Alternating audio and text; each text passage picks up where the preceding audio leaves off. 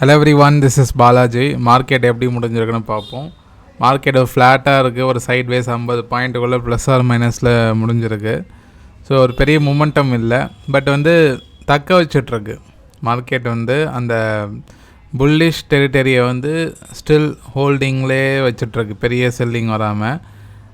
ஒரு side mid cap small gap, mid cap நல்லா ஏறி முடிஞ்சிருக்கு, ஸ்மால் கேப்பும் பரவாயில்ல.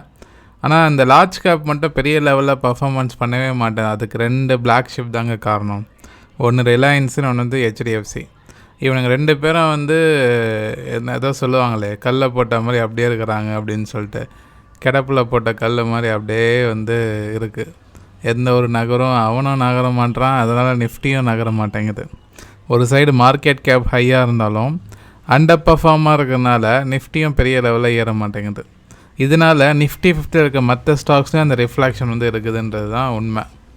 பட் மிட் கேப் ஸ்மால் கேப்பில் நிறைய ஸ்டாக்ஸ் ரிக்கவரி ஆக ஆரம்பிச்சிருச்சு.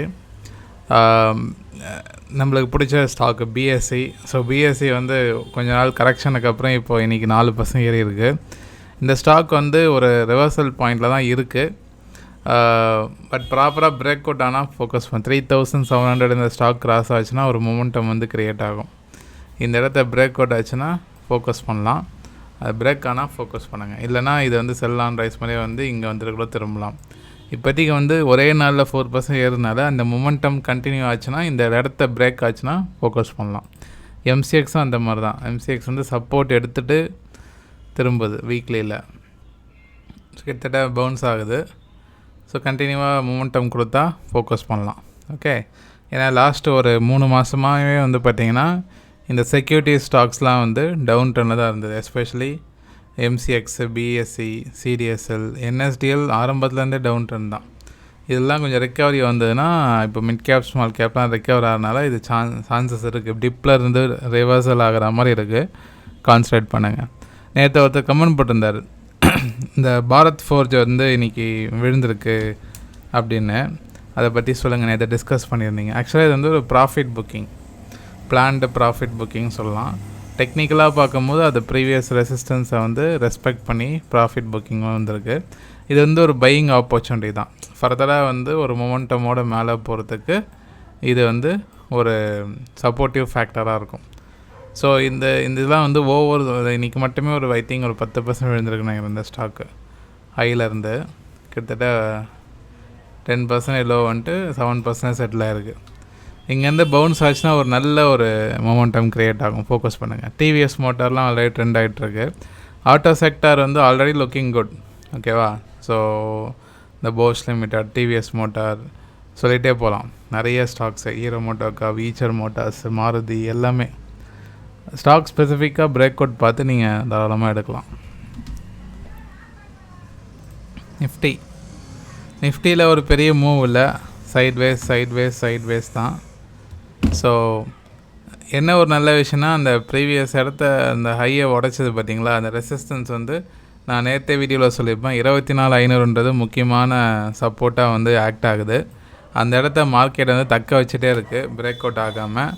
ஸோ அந்த விஷயத்தில் மார்க்கெட் மேலே போக தான் ட்ரை பண்ணுதுன்றது புரிஞ்சிக்க முடியுது. ஸோ லாஸ்ட் வீக்லேருந்து பார்க்கும்போது மார்க்கெட் ஒரு என்ன சொல்கிறது, 2 ஹவர்ஸில் பார்த்தீங்கன்னா ஒரு ட்ரையாங்கிள் மாதிரி இருக்கும் உங்களுக்கு. 4 ஹவர்ஸ்லேயும் தெரியுது, பட் ரொம்ப ஹார்டாக இருக்குது. இது ரொம்ப நாள் நீடிக்காது. எனக்கு தெரிஞ்சு நாளைக்கு பிளாஸ்ட் ஆகும்னு நினைக்கிறேன். பிளாஸ்ட்டுன்ற மாதிரி. ஸோ ஒரு ஃப்ளாக் கூட சொல்லலாம், ஒரு பெனன் ஃப்ளாக்.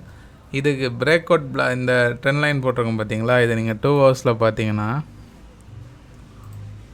ஒரு ட்ரையாங்கிள் மாதிரி தெளிவாக தெரியும். எனக்கு தெரிஞ்சு நாளைக்கு இது பிரேக் அவுட் ஆகிடும்.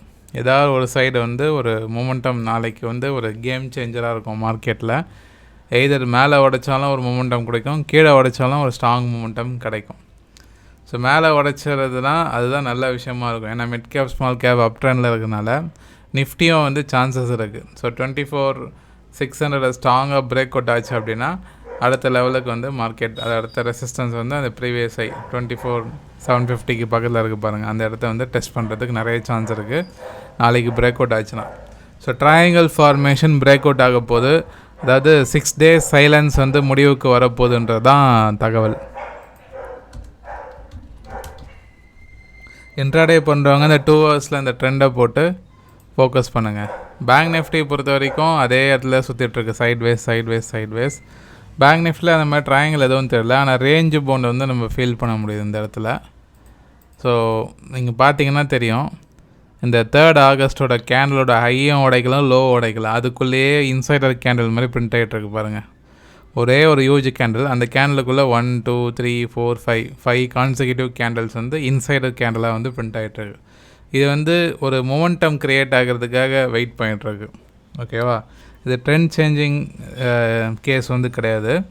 ஒரு ஸ்ட்ராங் மொமெண்டம் வர்றதுக்கான ஒரு ப்ரீத்திங் ஏரியா தான் இது. இந்த மாதிரி ப்ரைஸ் ஆக்ஷனில் வந்துன்னா அதுக்கு அர்த்தம் அதான். ஸோ எனக்கு தெரிஞ்சு வந்து இன்னும் 2 டேஸ்க்குள்ளே அது வந்து ஒரு பிளாஸ்ட் ஆகும்னு நினைக்கிறேன். பார்ப்போம், நீங்கள் என்ன நினைக்கிறீங்கன்னு கமெண்ட் பண்ணுங்கள். அப்படி பிளாஸ்ட் ஆச்சுன்னா அந்த 58,300 வந்து கிராஸ் பண்ணணும். கிராஸ் பண்ணால் தான் பேங்க் நிஃப்டி ட்ரெண்ட் ஆகும்.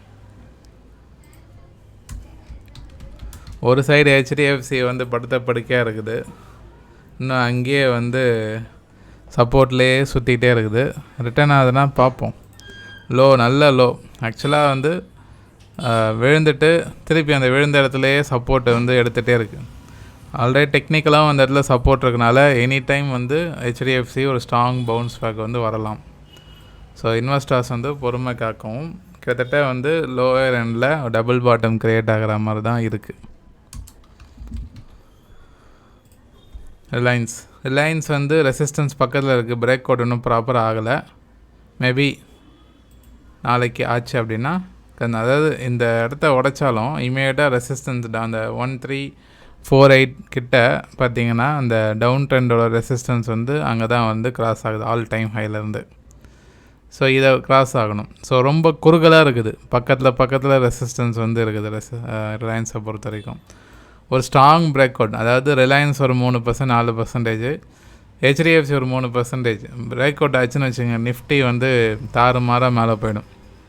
ஆனால் அது போக வேண்டிய கட்டாயத்தில் இருக்குது. ஏன்னா வந்து ரிலையன்ஸும் சரி ஹெச்டிஎஃப்சியும் சரி, நீங்கள் லாஸ்ட் ஒரு 6 மாதமாகவே பார்த்தீங்கன்னா டவுன் ட்ரெண்டில் தான் இருக்குது, எந்த ஒரு பெரிய மூவ் இல்லை. ஸோ அதை இந்த சான்ஸை யூஸ் பண்ணி ஒரு மொமெண்டம் க்ரியேட் பண்ணாங்கன்னா நிஃப்டியை வந்து ஆல் டைம் ஹைக்கு தள்ளி விட்ருவாங்க. ஆனால் அது நடக்காமல் சுற்றிக்கிட்டே இருக்குது. அது எவ்வளோ நாள் பிரீத் ஆகுதோ அந்தளவுக்கு ஒரு மொமெண்டம் க்ரியேட் ஆகுன்றது தான் என்னோடய வியூ. ஸோ நல்லதே நடக்கும், பார்ப்போம்.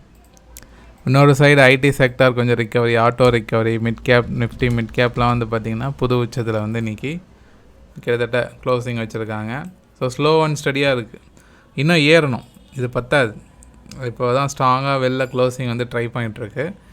கிராஜுவலாக அப்படியே மேலே போயிட்டே இருந்தால் அடுத்த லெவலுக்கு வந்து போகும். ரெப்ளிகா எஃபெக்ட் தான் ஒன்று. ஃபஸ்ட்டு வந்து ஸ்மால் கேப் தான் ட்ரெண்ட் ஆகும், அதை வந்து மிட் கேப் வந்து ஃபாலோ பண்ணும். அதுக்கப்புறம் லாஸ்ட்டில் தான் ராஜ் கேப் நிஃப்டி 50 வந்து ஃபாலோ பண்ணும். இப்போ ஸ்மால் கேப்பும் அப் ட்ரெண்டில் போயிடுச்சு, மிட் கேப்பும் அப் ட்ரெண்டில் போயிடுச்சு, நிஃப்டி மட்டும்தான் பேலன்ஸ்.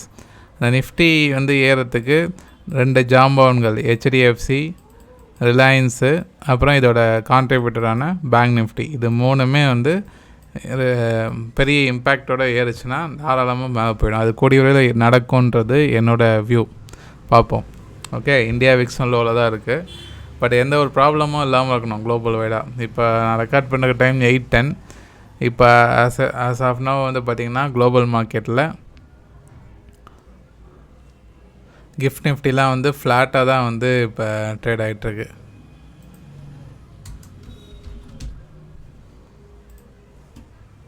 தெரியுதா உங்களுக்கு?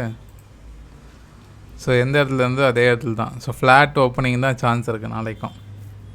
பட் வந்து எக்காரணங்களும் 24,500 டவுன் சைடில் உடைக்கக்கூடாது. அது ஒரே ஒரு ஹோப்பு தான், அதுக்கு மேலே சஸ்டெயின் ஆனால் போதும் மார்க்கெட். ஓகே, பார்ப்போம். ஸோ இன்னொரு விஷயம், ஆகஸ்ட் மந்த்துக்கான ப்ரைஸ் ஆக்ஷன் கிளாஸஸ் ரெஜிஸ்ட்ரேஷன் போயிட்டுருக்கு. கம்மிங் சாட்டர்டேலேருந்து ஸ்டார்ட் ஆகுது. ஸோ விருப்பப்படுறவங்க வந்து கற்றுக்குங்க. இந்த மாதிரி டைமில் டெக்னிக்கல் தான் ரொம்ப உங்களுக்கு உபயோகமாக இருக்கும். என்ட்ரி ஆகிறதுக்கு, எக்ஸிட் ஆகிறதுக்கு, எப்போ ரிவர்சல் பார்க்கணும், எப்போ ஒரு ஸ்டாக்கை பிக் பண்ணணும் அப்படின்னு. ஸோ விருப்பப்படுறவங்க வந்து கற்றுக்குங்க, ரொம்ப யூஸ்ஃபுல்லாக இருக்கும். ஏதாவது கொரிஸ் இருந்தால் வாட்ஸ்அப்பில் காண்டாக்ட் பண்ணுங்கள். நிறைய பேர் பார்க்குறீங்க, லைக் பண்ணுங்கள். நிறைய பேருக்கு இந்த வீடியோ ஷேர் பண்ணுங்கள். டிஎன்ஏ டெலகிராம் குரூப் இருக்குது, டிஸ்கிரிப்ஷன் லிங்க் இருக்குது, செக் பண்ணி ஜாயின் பண்ணிக்கிங்க. மிக்க நன்றி நண்பர்களே.